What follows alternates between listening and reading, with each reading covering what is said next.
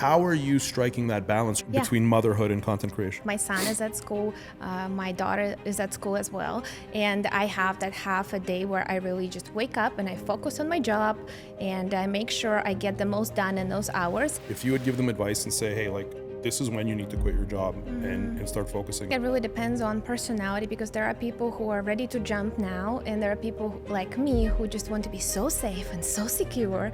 And I would approach it very practically. Are there certain things or certain parts of what we talk about internally in our community that you saw are the biggest drivers of your professional growth on social?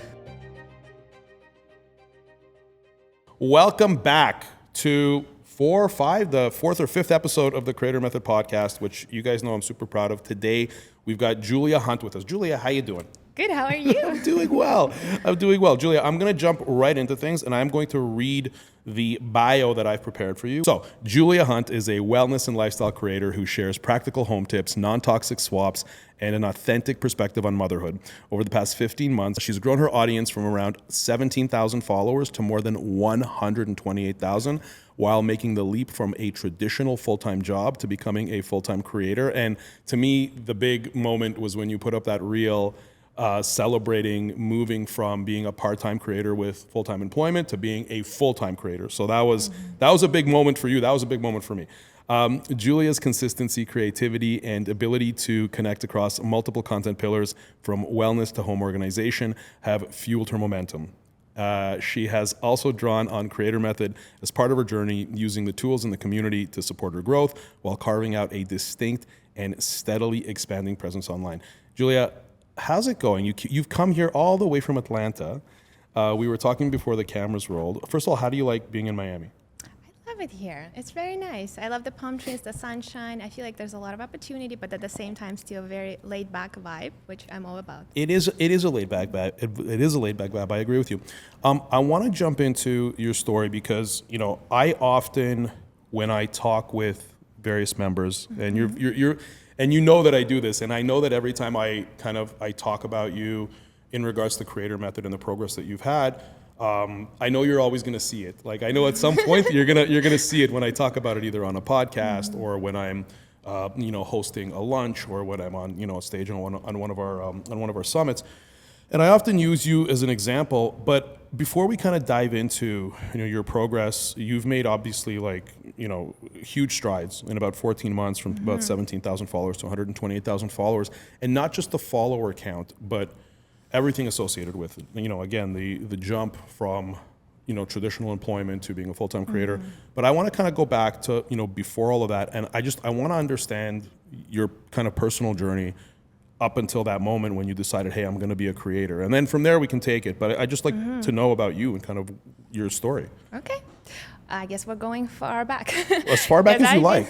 Creating content for years. And the first time I had the idea of doing it, it was right after I spent summer in the United States.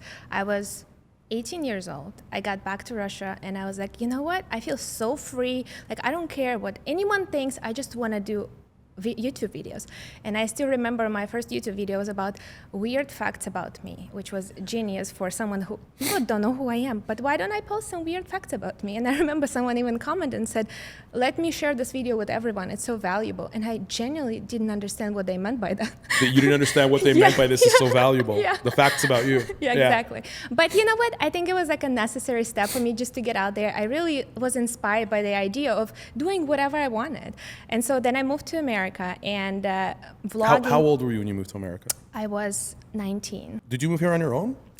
So what happened is when I came here for the summer, when I was 18, I met my husband. And then I went back to Russia. He went to Russia to see me. He's American, your husband? Yes, he is. Okay. Yeah, so we spent a few months there. He came to see my parents, my grandma approved him, all that. So that's so I just want to say something. I mean, first of all, that's a fascinating story, and it's incredible, But you definitely, I don't think you really talk about it on your socials. And is that a choice that you make not to talk about it? I used to, but not anymore. Just kind of try to stick with my niche where I feel like I bring the most value. But there's probably something about sharing a little more personal. I think it's not if you're okay. We're gonna get to kind of my takes on how you should progress. But I think that weaving in your personal story, especially one as nice is that? Like, that's a really nice story. And, Valeria and I often kind of weave in our origin story of like how we met, what she was doing and who she was kind of, before we met and before she became a creator. And I'm starting to weave my story in now that I've become a creator, which I wasn't even like 8 months ago. So yeah, I think that weave is something that you may want to consider. But just going back, so okay, you came here, you came to the United States to visit when you were 18, again on your own, without your family. I had a friend here with me, but without your parents. Without my parents. Wow. Yeah. Okay, so it was fun. Yeah. Okay. So you came when you were 18. You met your husband. You went back to Russia. Your husband then came to Russia to visit. I guess was it already at a point where he was coming to ask for your hand, or was it? No, he actually had a plan to go study at St. Petersburg University. Okay. And then it kind of happened that we were dating and we wanted to continue our relationship. So then he was in St. Petersburg. I would fly there to see him. We would meet in Moscow on the weekends, and then he would fly to Astrakhan, which is my hometown. And then it just got serious very quickly. And then we moved, I moved with him. And then back to America. Yeah. And then we had our daughter when I was 20 years old. Wow. Wow. Okay. See, I didn't know that about you. Yeah. And so that would make you, if it's not a secret, that would make you 28, 20. No, you said your daughter's 29. Yeah, she's 29. Almost 9. Yeah. Okay. Okay. Wow, that's incredible. Okay. So you moved to America. Okay. So before, we talk about, like, you moved to America when you were about 19 then. You came back. It wasn't long that you went back to Russia. I moved when I was 19. I was a child. So your husband proposed, and you basically 19, that's it, I'm getting married, I'm gone, that's it, I'm out of here. Mama, Papa. Yeah, they were very supportive. My parents are very easygoing, so they were like, we wish Are they you still all in the best. Russia? Yes, but they come here, so Amazing. We see him. Amazing. Okay. So you're back here, you're 19, you get married, 20 years old, your daughter's born, amazing. I'm very familiar with the story. We have a similar story. Blair was 22 when Jake, our eldest, was born. Okay, so you're living here, you're 20 years old, you're a first-time mom, but you didn't start creating content. What age, I'm trying to understand the timeline when you started creating content. I was already creating content. I was vlogging on YouTube, so that was my thing. I didn't really have friends here. My husband was working a lot. I didn't have a job, so I was home with the baby all the time, and I was vlogging it all. And that's how I built my original community of almost 100,000 people. It was on all YouTube. in Russian, yeah.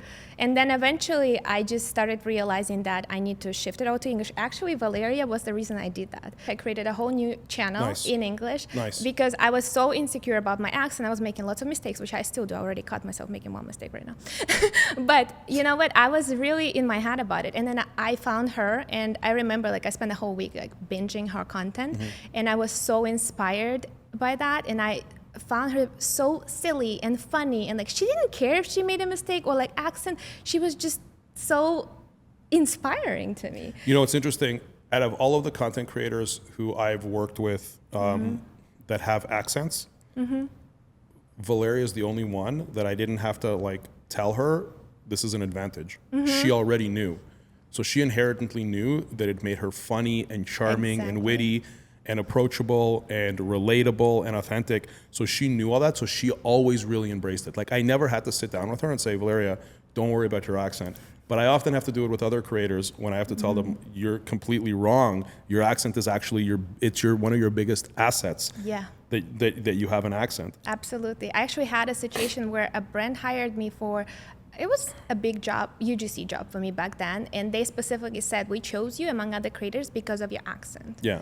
So eventually, it gave you confidence, for knowing sure. that you have this as an advantage. Yeah. I just want everybody else to hear that, because that's don't let that hold you back. Okay, so you're vlogging again. You're in your early 20s. You're vlogging. I'm assuming at that point it's not really a career. Maybe did you have some revenue coming in off of it? Not really. Once I switched to English, I started realizing, okay, I need to charge for that. But I was so unaware of the market and what to even charge. I remember my first call with a brand. They were like, let's get on a call and talk about this partnership. And I maybe had I don't know, 6,000 subscribers on my English channel. And they asked me, okay, so how much would this partnership cost?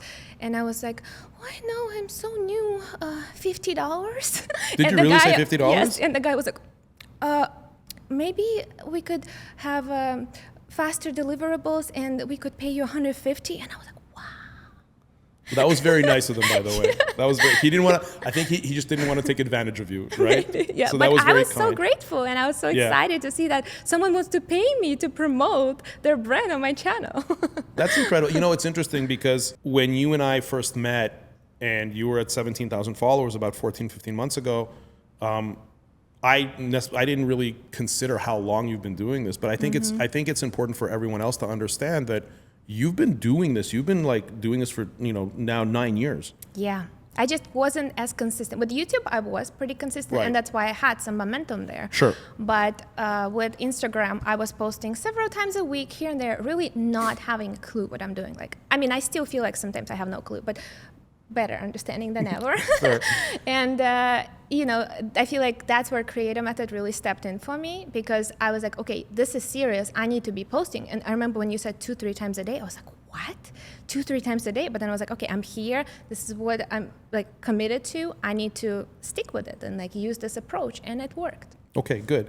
Oh, and I want to get into all of that, but again, I want to learn. I want to continue going down the road with your story. Yes. So, you were also. When did you start working full time, like at a job? So when my daughter turned 3, I was like, okay, I need to figure out some kind of career. But I was still very much passionate about social media and YouTube specifically. So I got a job as a YouTube producer at a company. And I worked there for, what up to this point, like 5.5 years, I guess. So how did you get the job as a YouTube producer? Because that's not an easy thing to do, right? I mean, that sounds, I think to a lot of people, that's like a dream job. But did you leverage the fact that you were yourself a YouTuber? I had a few viral videos, and I made sure to mention them during my interview, and I acted as like I understand what I'm doing. In fact, I feel like they taught me so much, and like the whole journey taught me so much about like how this whole thing works. So I feel like for me it was a step where I could do something that I'm very passionate about, which I enjoy working there very much. And also at the same time, keep progressing in those skills that I need to get to my dream. Okay. So that worked. Okay. Yeah. So you were doing that, I guess up until Recently, six months ago, or whenever it is you made that transition. Okay. Yeah, and it wasn't really like full-time. It was more like part-time, and then I was doing lots of UGC on top. So overall, all that together was definitely more than full-time. It was overwhelming. Right. You were doing your own UGC, plus you were working with that company as well. Let me ask you, like when it comes to, I just want to talk to you about some of the kind of common conversations that I have with creators, because I work pretty much almost exclusively with female creators, millennial-aged female creators, in this kind of like mid 20s to like 50 plus range. And there's this common, there's this, not a concern, but there's a common theme that we talk about, and it's the balance between being like a mom and being a creator, and being able to give your children, and I have it at home all the time. This is something that Valeria, she struggles with it less now, and I see she's progressively struggling with it less, but she still does struggle with it, is that kind of balance between being a mom and being a creator. Because being a creator, not only does being a creator take your time, like if you had a traditional, job or a business, you can leave your business at 5-6 o'clock, you're done, and you can be with your kids, not only from like a physically actually being in the room, but the kind of mental presence that you need for children specifically, which we as parents understand that. How are you striking that balance, or are you striking that balance between motherhood and content creation? I think more so now that my son is at school, my daughter is at school as well, and I have that half a day where I really just wake up and I focus on my job, and I make sure I get the most done in those hours. And then sometimes I still have to finish up in the afternoon, but most of the days I feel like it's very well balanced, and I just switched to my mom role, my wife mode. I started making dinner and like hang out with the kids, and it's been very sweet, because all the year prior to that, when I was doing Creator Method, was a lot more posting. I was still doing UGC, and then I had a job on top of that. So that season was wild. Okay. Like wild. Okay. All right. So you joined Creator Method right at the start. You joined right at the beginning. Which I'm grateful for. You're literally in that first cohort of people who we didn't even have anything. We just announced it, and you rolled the dice with us, and so I really appreciate that.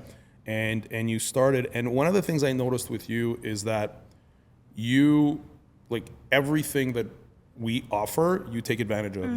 The community, We have like, I think 180 video lessons now. You're on every call that I'm on. I see you on the call. You're at every event.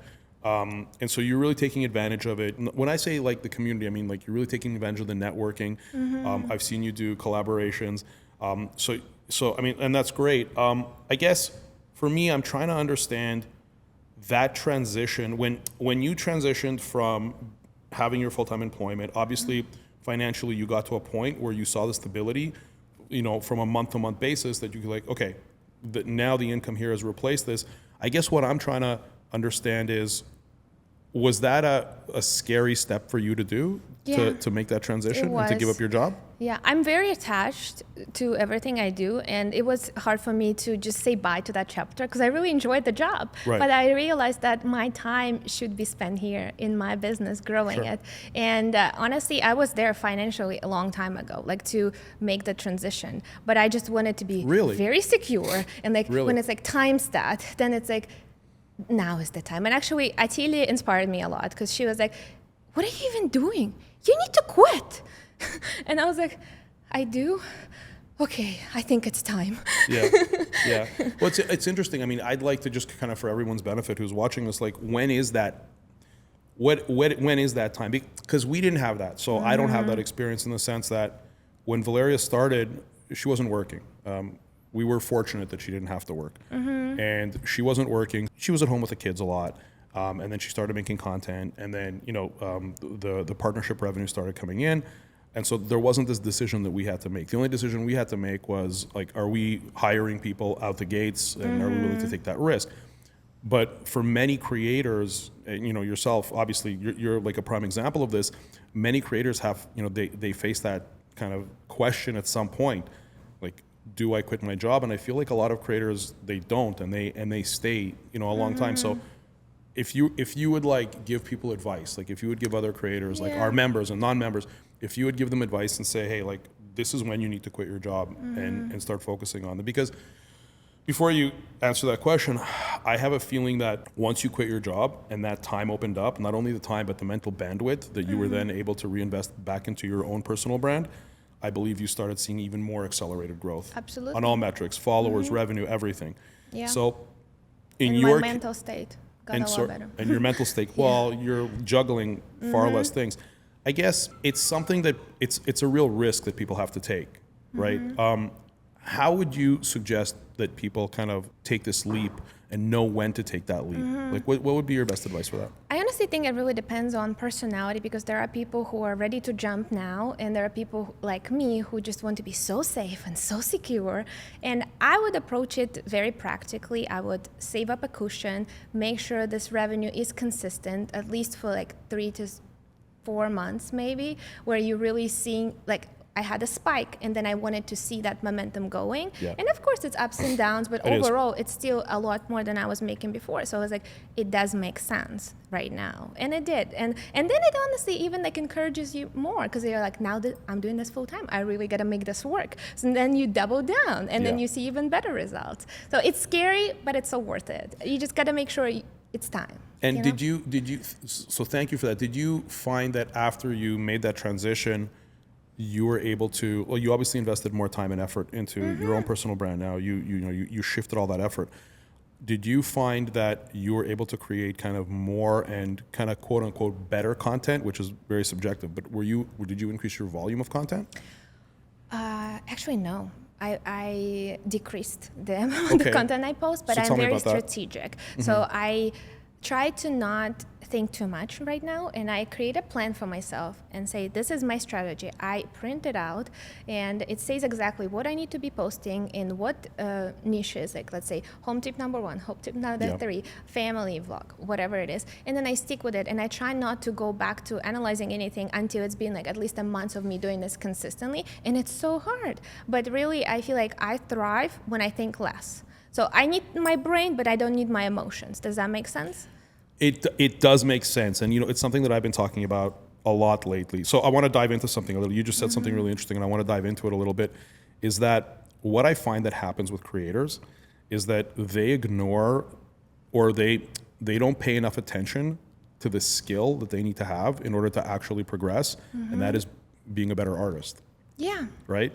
Because what you're doing is an art, you know? It So is what an they art. do is they focus on the analytics. And, you know, because it's a lot better, it's a lot easier to be a data analyst. Anybody can be a data analyst, but not everybody can be an Yeah. artist, right? Yeah. Not everybody can be an artist, but it takes a lot more time and effort to create, like to really cultivate that skill, for that skill to progress as an artist, whereas anybody can look at data and analyze it. So I find a lot of creators, they default into looking at data and kind of tricking themselves into believing they're being productive by constantly over-analyzing data to the point where it cripples them and they can't be an artist. Does that, Absolutely, you know what I mean? yeah. So you're saying that you found that by concentrating less, when you say thinking, I'm assuming like even like looking less necessarily at the data and looking more at the qualitative aspects of being a creator. And also just doing the right things, because you can be very busy and do so many different tasks, Yeah. but not necessarily growing and really getting to your goals. So I'm trying to focus on things that actually move the needle. Does that make sense? It does move it does make sense. So what are those things that move the needle for you? Okay, so for I me, want to just get into your progress and Yeah, understand yeah. what does move the needle for you. it's certain format. So let's say I developed this carousel format Yeah. that performs every time. I see it, yeah. And I really try to make sure I don't step back from that. And sometimes I get like, oh, but I want to take some DSLR photos because it inspires me so much, and that's okay. But also, how can I incorporate my DSLR photos in the working format without changing it much? You know what I mean? Yeah, And same with videos. Like sometimes I get tired of posting home hacks because I may want to do a beauty video here and there. Sure. And I try to approach it in a way where, okay, you can post a beauty video, but then still do 7 of those home hacks because this is what moving your business. Yeah.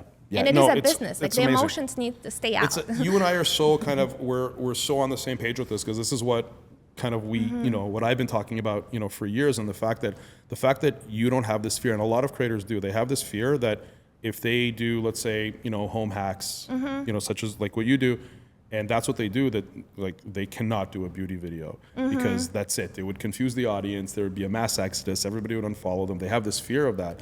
Where I'm always saying, well, no, if that is genuine to you, if that's authentic to you, to do a beauty video, because you have a genuine interest in beauty, then go ahead and do it. Yeah. But then the only caveat, and it sounds to me like you're agreeing with me. The only caveat is that if you have a certain number of videos or pieces of content, because they could be carousels as well, that you do in home hacks. Let's say you're doing 3 a week as an example.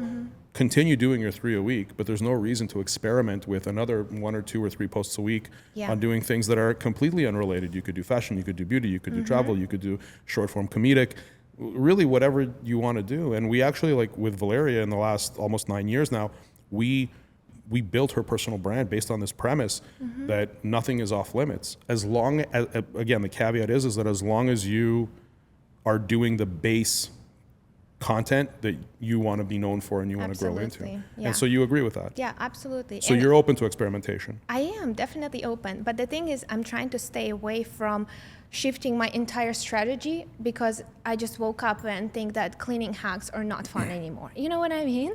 So for me, it's really, that's when I see decrease in all my views and inbounds and everything. So it's important to remember that it is a business and this is performing and it is bringing people value, and I need to keep delivering that while also integrating other things that are maybe inspiring to me at the moment. Yeah, you're absolutely right. When I look at I want to call it traditional content creators, and I often use Ellen DeGeneres as an example because she's an interesting case study. When she started, when she was in her 30s, when she really started getting, I believe she was in her 30s when she really started getting, scale and a lot of attention through her, and it wasn't through social, obviously, it was through traditional, television.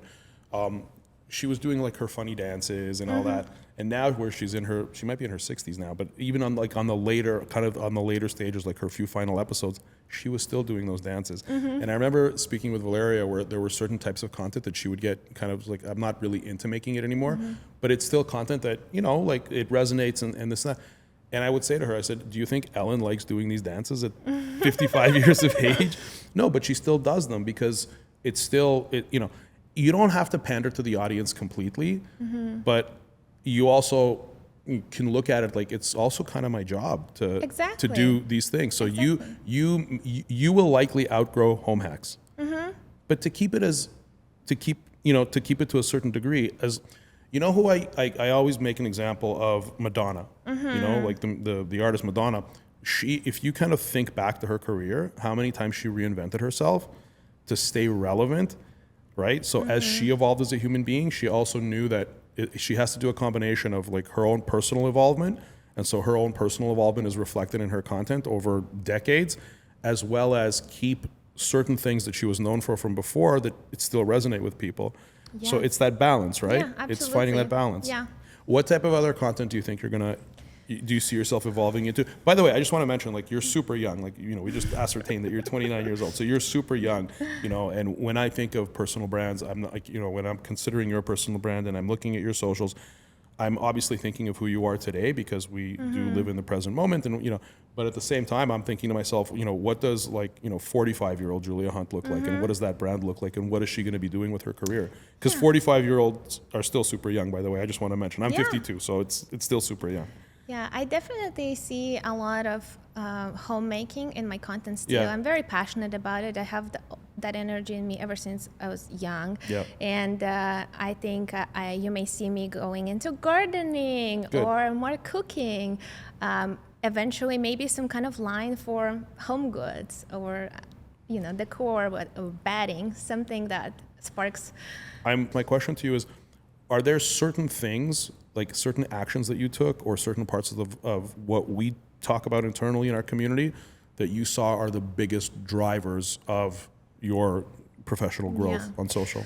Well, a lot of it. I mean, you guys completely changed this for me. Like, Okay, without okay. sounding dramatic, but that's true. Like, completely changed it, starting from my mindset, ending with the strategy and the tools and consistency, which Yeah. I was lacking for a really long time. And it started with me just committing to it, like, fully. I was like, I'm going to be on every call. I'm going to raise my hand. I'm going to ask a question. Yeah. Even if I don't have a question, I'm going to come up with a question and ask Yeah. a question and show up and do what they tell me to do. And I Okay. did that. And it started with the whole experimentation mode, because I still didn't have an understanding of where do I bring that value? Where should I focus? And I did a lot of different videos. I did funny skits with my husband, which I still do. Sometimes they perform well and they're fun to make. I did motherhood content, cooking, home hacks, and even some traveling. And home hacks is what took off. So Yeah. I had a few videos where they performed way better than others. And it took me about 2-3 months to figure out that home niche is where it's at for me. And my content was always about home, but the problem was that it was never narrowed enough for people to see the value I bring. Now it's very clear. Everyone understands what I'm posting. And so when I got the understanding that it's home hacks, then I doubled down on that. And I tried to post less of fun Julia videos. Sure. You know? And like, just because everyone is doing you get ready with me doesn't mean that you need to be doing that as well. Absolutely not. And that's where I feel like it was really slowing me down a lot, because I was trying to do everything that worked for someone else. And when I really focused on what's working for me and where people see value in what I post, that's when it started taking off. And I created a series, which is, again, Which is was what an we talked advice about, from yeah. Creator Method. Yeah, this is your reminder to la la la la. So I started doing that a lot, and I'm still working on your advice in incorporating that into more beauty tips as well. And I feel like there's a lot of potential there. And it doesn't have to be just about home. It can be around wellness and different You're habits. taking the words out of my mouth, because that was the next thing I was going to say. Yeah, and I'm very inspired by that. I already have like a list of ideas Yeah. to do, and I started doing them. And so when I started focusing on that, then I was like, okay, now it's time for me to figure out photo carousel. So I tried a bunch of different things. First I did just beautiful photos with cute little handwritten notes, and they did all right. People liked them. I saw that people were resonating with it, but I was like, didn't see a spike. Nothing went viral, so it wasn't like highly savable or shareable. And then I realized, yeah, just because I posted a lot of photos from our family trip and my audience enjoyed that, but it's not necessarily a content that's gonna grow my audience. Okay. And I was focusing on growth. And so then I was like, okay, how can I make this highly savable and highly shareable? What did you come up with? And so the first thing I did is I took my top performing home hack reels and I put them in a carousel format. And then, so first you slide and there's a text with a tip, and then you slide and there's a visual version of that, which was my viral video. So it was already a proven concept that I repurposed in a different format. Beautiful. And it worked. Like that first video, I think it got like 2.5 million, and it brought me 10,000 new followers, if I'm not mistaken. And I was like, okay, so this is it. And then I started duplicating that in many different ways. Some perform better than others, but most of them still outperform up to this day. So, you know, that's just how it went. Yeah, no, look, it's great. I mean, you're consistently doing the deep work that, you know, is involved in, you know, in the research, the iteration, the posting, and then, you know, you're making your pivots along the way. So you're just so accurately taking everything that we talk about and really putting it into action. The other thing that I really want to, you know, commend you on is that you've really taken to heart, and this is a difficult thing to do because I have a lot of conversation with creators that even though I tell them you have to think of something long term, so if you come up with a format, you don't do it 2 or 3 times. You have to do it over, you know, over not so much a long period of time, but over a statistically significant number of posts in a certain format, track the results and see if it's kind of going up or down and see if you need to make adjustments. So you've always been very good about being realistic about the time it takes to not only do the research, but to implement the work and get the actual feedback from the, you know, like to analyze the data and analyze the audience kind of feedback and sentiment and make your pivots along the way. Where I talk to so many creators who are just like, they're really upset that they're not growing. And when I start kind of doing a deeper dive and I put them on the spot saying, how many times have you posted that format? And they're like, I did it 3 times. And I'm just like, you did it 3 times. Like, what, you know, you have to have realistic expectations. Yeah. So that's great. So in terms of, I guess, where you're at now, what's the next step? What is your plan? Have you hired any employees yet? Not yet. Not yet. I guess that's your next step, right? I guess it is. I just, honestly, right now, I feel so balanced, and because compared to how I was operating before, right now it feels amazing. I wake up, I'm excited to do this job, and I'm seeing results. It's growing. I'm like, why do I need to hire someone yet? No, you're right. No, you're absolutely right, because to me, it's really about reverse engineering what your goal is.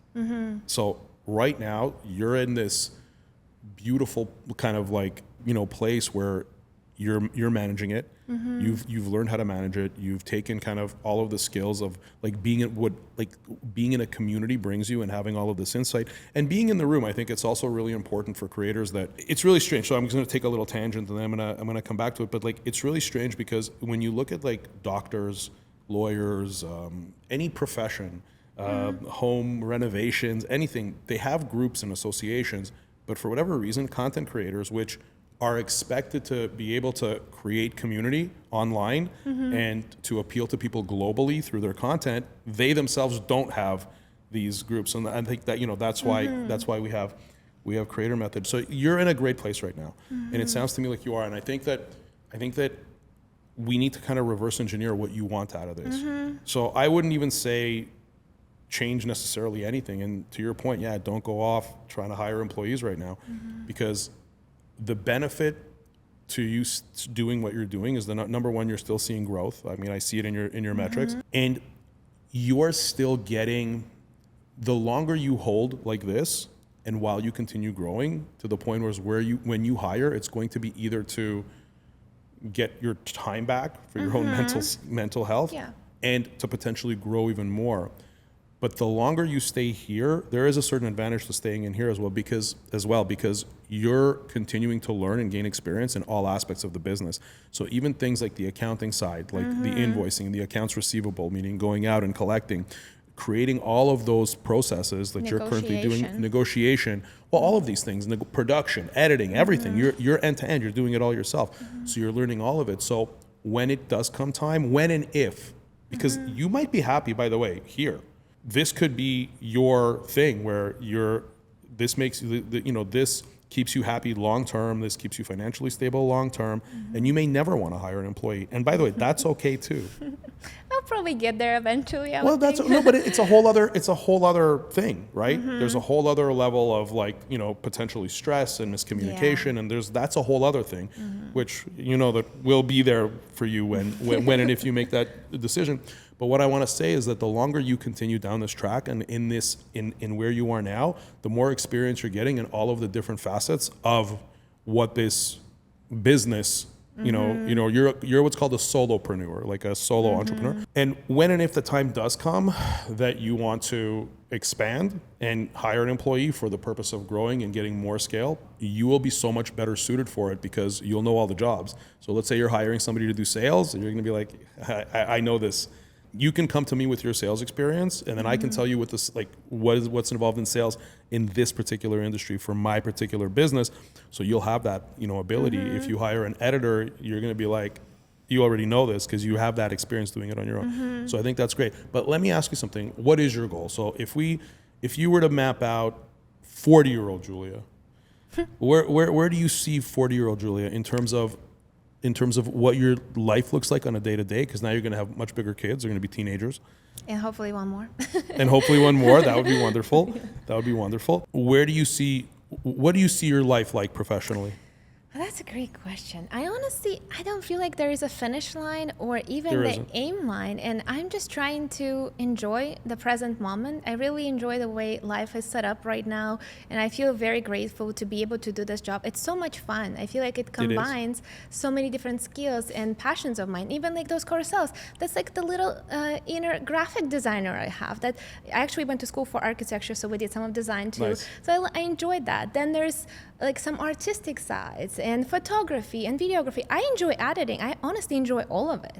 Even negotiation. Like at first I was like, okay, I don't know how to do this. This is so strange. I was nervous getting on a call with a company. And then I was like, okay, just gonna breathe through this. We're gonna channel Rachel and we're gonna get this done. Rachel's our CEO of Valeria Inc. Yeah. Yeah, and I noticed that with every time I do it, I get so much more confident, and it's such a great journey. You really grow in so many ways, not just your skills, but also just as a person, like internally, you evolve all the time. I always say it's there are so many self-improvement and self-help and personal development courses and everything.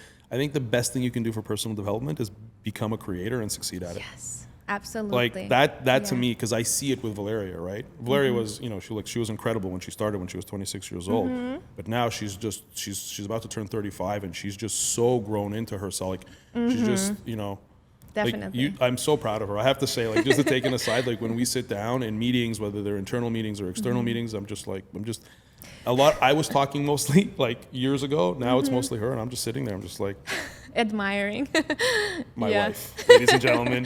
I love that. So I'm very proud of her. But yeah, you're saying right now you're good. I feel great. Okay. Yeah. How can I help? Because it just sounds to me like everything's great and you don't really have any blockers. No, you're just so like the epitome of kind of my hope for all creators from kind of joining our program and getting, the sum of kind of our knowledge, myself and Valeria and Rachel. So you're already doing it. But how is there anything I can help with? You just seem to have it all figured out. No, I feel like I have nothing figured out, and that's the beauty of it. Yeah. Okay, so where is there anything right now that you would, you're kind of looking at and thinking to myself, like, how do I get past this hurdle, like this or that? I wouldn't say that I have a struggle at the moment, just because I've been on the spike. Like I had a few viral videos recently. My inbox is very active, and it's a good time to be. But I know it's not always like that. So it's ups and downs, and I'm fully aware of it. It happened to fall. This podcast recording happened to fall on the time when I'm feeling really good. I love it. Yeah, but if you see something in me or the way I talk that you think I'm being stubborn, which I'm so stubborn. I don't see it. I don't feel it. And you feel like this is really a point of growth for me, and like I should look into this more and do it and challenge myself, I would be happy to hear that. Yeah. So look, in terms of growth, I mean, we have to kind of define what growth is, right? So again, like you're at a place right now where you're happy. So growth just for the purpose of growth without there being any real utility from it, I don't think that there's really a need to. What I would start doing if I were you is I would start looking at what I call future-proofing yourself, right? Because right now, And I don't want to I don't want to be a downer. It's not my intention. But the reality is that yes, you're having these spikes, but I can tell you that with time, it is going to fluctuate. So there are times ahead where the data is going to flatten, the data is going to go down. There are so many factors outside of your control, right? So I think one is like building up that mental fortitude to know that when the data goes down, and when I say when, it's not a personal shot at you. Like Valeria's data goes down from time to time, and then it goes back up, and then it goes back down, and then it goes back up. But when you zoom out over long periods of time, it's up, like in dramatically, right? And so I just want to prepare you kind of for that mentally and to not take it personally. And then the skill that I would suggest that you develop, or the mentality that you develop, is knowing that when the data is flat or declining, continue working as if it's still on its way up. Yeah. So the high that you're feeling now, try to bottle it and keep it somewhere and refer back to it. So if you're in a great mood, I would even consider, again, going back to the concept of future proofing, I would consider making your own personal video diary. Just for yourself, that you keep on a file on your computer when you have amazing days and amazing wins, that you can talk about it, and you're talking to future Julia to let her know, remember this, we're never good one day. No, but we still are, but it's and so I'm just saying, you have to keep that positive attitude when it comes to content creation, even when the data goes or when a deal goes bad, because you're going to be getting into larger and larger deals that require potentially more deliverables, more legal work, where you have a client who's like a really big client and they get upset, and you're going to have to, but it's not just for content creation, it's in all business. Yeah. When you have clients who are spending significantly, 10x what they're spending now, which will be happening, I'm telling you, that is going to come, and for whatever reason something happened and that client's upset, learning, not being upset about that, and just knowing this is, so I would kind of future-proof yourself by, just continuing to develop that attitude, and really remembering that, the happy, the time, not happy, but the times when you're feeling the most confident, and reflect back. And I just want you to know that there's no disasters. The only time it's a disaster is when you tell yourself it is. Then it becomes a disaster. But in reality, for all the times that Valeria's data has gone down, it's always come back up through consistently, continuing on the same track. So that's one thing I would tell you. The other thing I would tell you is that the content that you make when it comes to hacks and alternative ways to do things, you're doing it now for the home, which I think you should definitely continue doing, because I think that's massive. And we kind of touched upon it before. I think you should be doing it for beauty. I think you should be doing it if you can find a spin on fashion, even though you're saying you're not a fashion person. You're not a fashion person maybe from a commercial perspective, but you're a fashion person in your real life.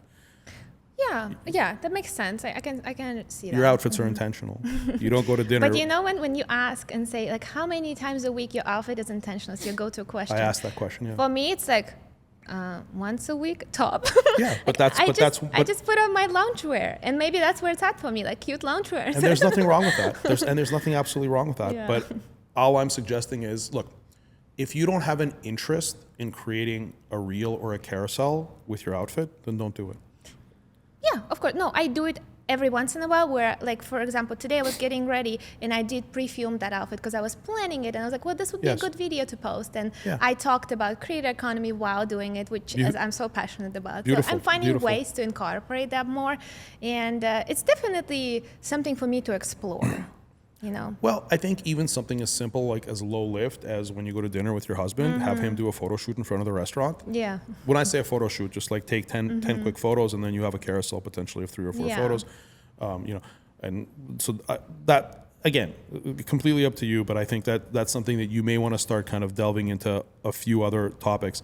But as it pertains to the hacks, to the alternatives from the mainstream.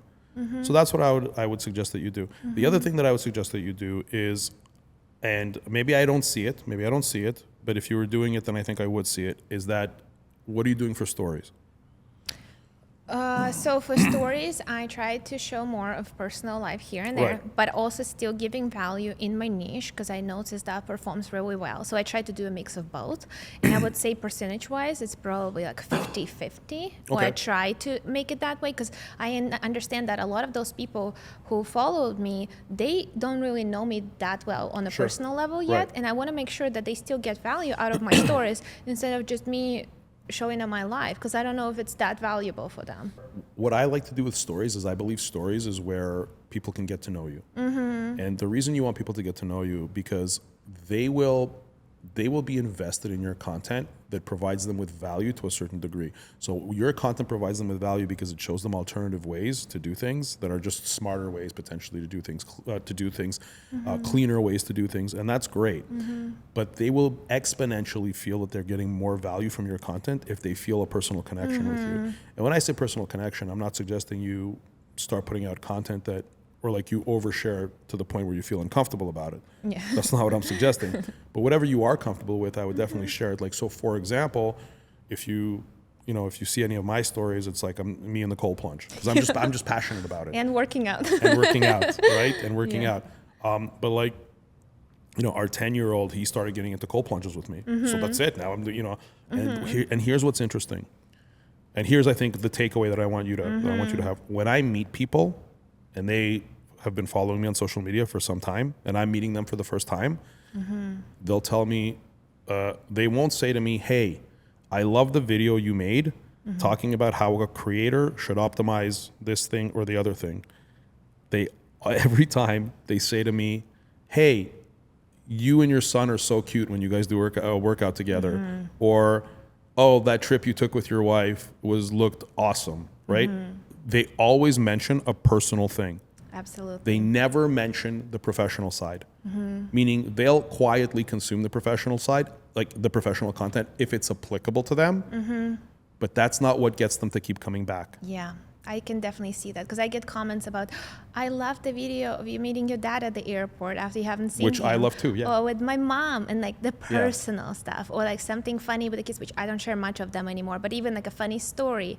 And even from years ago when I was vlogging, that's where my audience is like my family. That's where You're they exactly know right. me so well. I remember them from comments, and it's just the people that's been there for years. They've seen the whole journey. Oh, I want to mention something else that you said. You said that you were posting certain types of carousels that didn't gain new audience for you, but it was consumed a lot and engaged with a lot by your existing audience.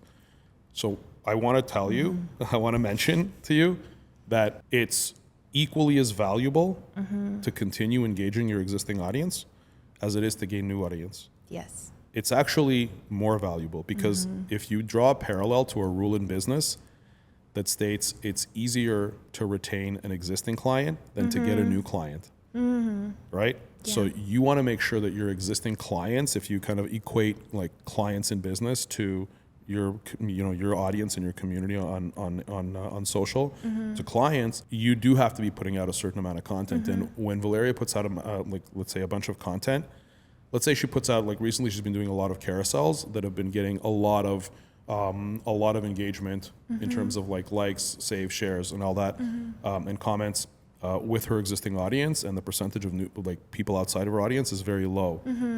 The old me would have looked at that as a fail, and I would have said, oh, it failed to get new audience. It only, we engaged X amount of tens of thousands of people from the existing audience, but we only got 50 new followers. And I would have looked at that as a shortcoming. Now I look at it as a win. Yes, absolutely. Do you know I what I can mean? see that, yeah. I'm actually in a spot where I am trying to focus more on nourishing my community rather Both. than You should do growing it. both.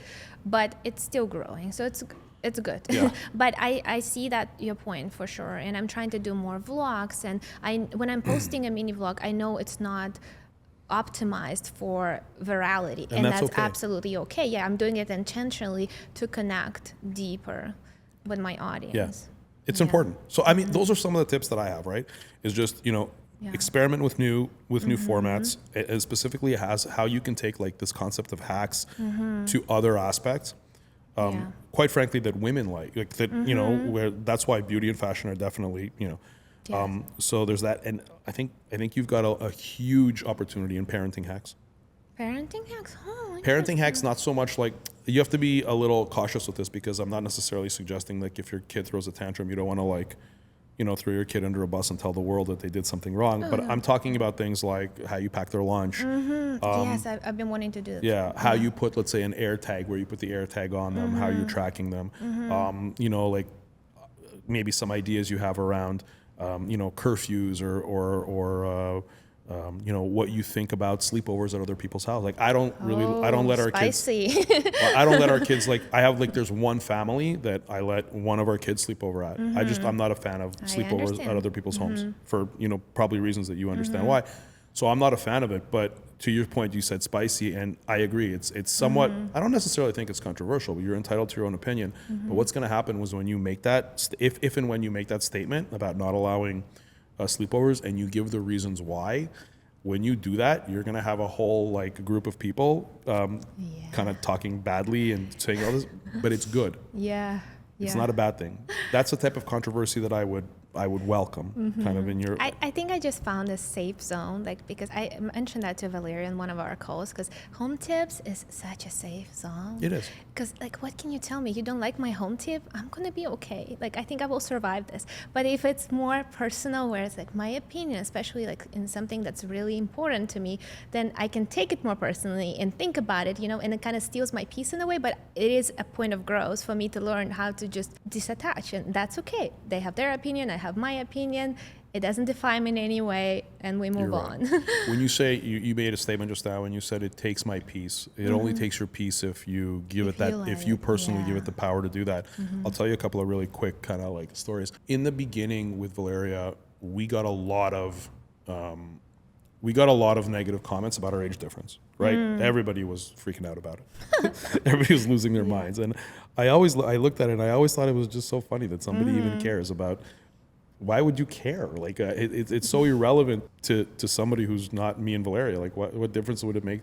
But everybody, it was nuts. Like the kind of things like we would hear and see, and the amount of views we would get on certain pieces of content, where we actually, instead of moving away from it, we actually dove into it and we started creating parodies.